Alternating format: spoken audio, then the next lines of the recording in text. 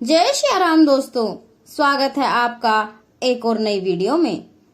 आइए जानते हैं कि चीन हरण के बाद द्रौपदी कर्ण से मिलने अकेली क्यों गई थी। महाभारत में द्रौपदी पांचाल देश के राजा द्रुपद की पुत्री और 5 पांडवों की पत्नी थी, जिन्हें कृष्णेय, पांचाली और यज्ञसेनी जैसे नामों से भी जाना जाता है। वह महाभारत की एक केंद्रीय नायिका है और उनके साथ हुए अपमान ने ही महाभारत के युद्ध का कारण बनाया था। वो सिर्फ एक स्त्री नहीं थी, वो युगों की पीड़ा थी, न्याय की पुकार थी। और वह सिर्फ एक योद्धा नहीं था, वो शौर्य था, पर अधूरे प्रेम की छाया भी। एक दिन जब पूरी दुनिया युद्ध की ओर बढ़ रही थी, एक नारी उस योद्धा से मिलने अकेली चली गई, जिसने उसे कभी सबसे बड़ा अपमान दिया था। पर ऐसा क्यों? क्यों द्रौपदी ने उसी कर्ण से मिलने की जिद की जिसने उसे वैश्या कहा था? क्या उस मुलाकात ने इतिहास बदल दिया? जानने से पहले अगर आपने हमारे चैनल को सब्सक्राइब नहीं किया तो चैनल को सब्सक्राइब जरूर कीजिए। इसके पीछे एक ऐसी कहानी जो सिर्फ महाभारत ही नहीं बल्कि क्षमा और पश्चाताप की अमर गाथा है। पांचाल की राजकुमारी, पांडवों की पत्नी और युगों के अन्याय की साक्षी द्रौपदी, उसने धीमे स्वर में श्री कृष्ण से कहा, हे माधव, मुझे सूर्य पुत्र कर्ण से अकेले में मिलना है। कृष्ण चौंके, कर्ण? वही कर्ण जिसने तुम्हें भरी सभा में वैश्य कहा था?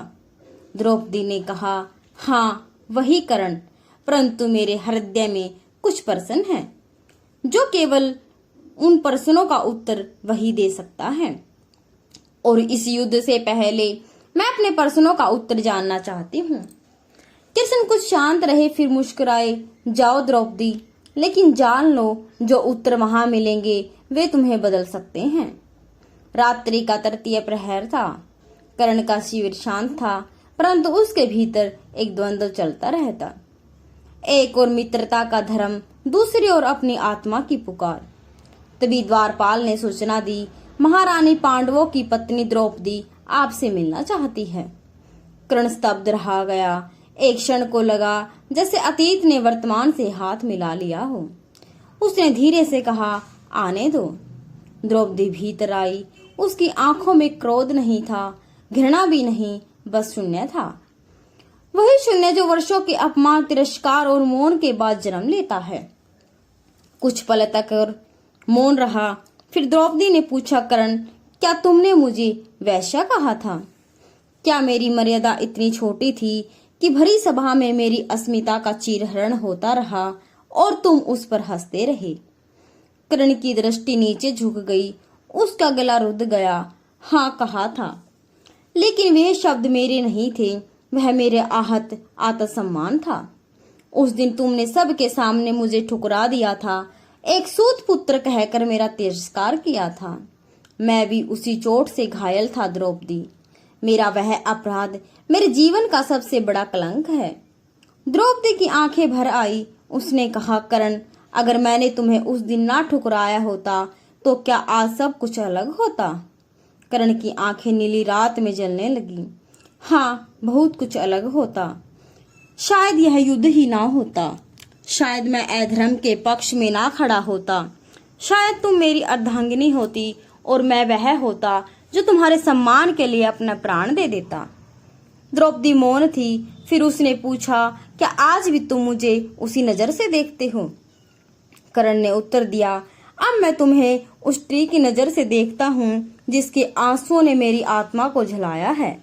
मैं हर रात अपने उस अपराध को याद करता हूँ। मैं सूर्य पुत्र होकर भी अपने कर्मों से कलंकित हूँ।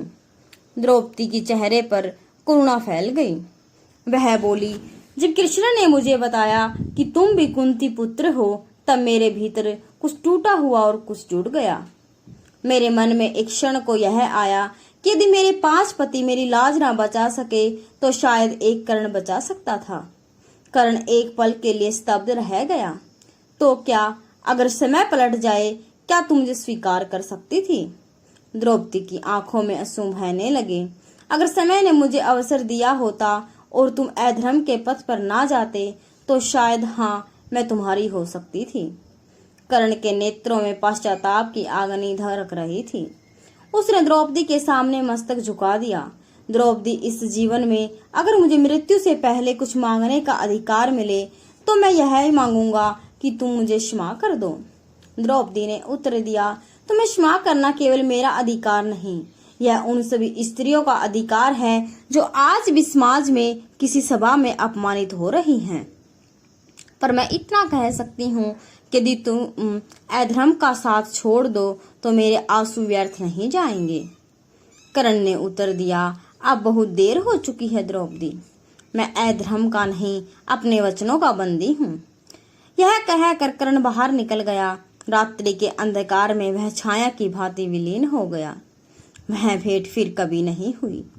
परंतु युद्ध के अंतिम क्षणों में जब कर्ण रथ से गिरकर मरणासन पड़ा था, तब श्री कृष्ण उसके पास आए। तब कृष्ण ने उनसे कुछ मांगा और वह कृष्ण से बोले कि मैं कुछ मांग नहीं रहा, मेरी बस एक प्रार्थना है। हे केशव, द्रौपदी के आंसू व्यर्थ ना जाए। हे वासुदेव, क्या द्रौपदी जान गई कि मैं उसका अपराधी हूँ और मैं पश्चाताप की आग में जल रहा हूँ? कृष्ण मौन रहे। क्या वह मुझे कभी क्षमा करेगी? कृष्ण ने उत्तर नहीं दिया, पर उनकी आंखों से 2 बूंद आंसू गिरे और कर्ण समझ गया क्षमा मिल चुकी है। पर उस क्षमा की पीड़ा उसकी मृत्यु से भी गहरी थी। किरण ने एक अंतिम वाक्य कहा, हे माधव, जब मेरे प्राण शरीर को छोड़ दे तब एक बार, बस एक बार द्रौपदी को कहना कि जिस सभा में मैंने उसे तोड़ा था उसी सभा का सबसे टूटा हुआ पुरुष मैं था। और इतना कहकर सूर्यपुत्र कर्ण ने अपनी आंखें मूंद ली। कुछ दिन बाद युद्ध समाप्त हो गया। शिविर में द्रौपदी अकेली बैठी थी। कृष्ण आए और धीरे से एक वस्तु उसके हाथों में रख दी, एक सोने का अर्धचंद्राकार ताबीज। यह कर्ण के पास था। मरते समय तुम्हारा नाम उसकी सांसों में बसा था। द्रौपदी ने उस ताबीज को अपनी हथेली में देखा और धीरे धीरे उसकी आंखें नम हो गई। उसने कहा कुछ नहीं, बस आंखें मूंद ली, पर एक मौन में संकल्प ले चुका था। अब कोई सभा फिर किसी नारी को अपमानित ना कर सके। मैं अब केवल द्रौपदी नहीं, अब समस्त नारी जाति की प्रतिनिधि बनूंगी। अंतिम भाव कर्ण मरकर भी जीवित रहा। द्रौपदी की आंखों में आंसू में और द्रौपदी अपमान से उठकर इतिहास की अमर स्त्री बन गई, जिसने क्षमा को हथियार बनाया और क्रांति को जन्म दिया। युद्ध समाप्त हो चुका था।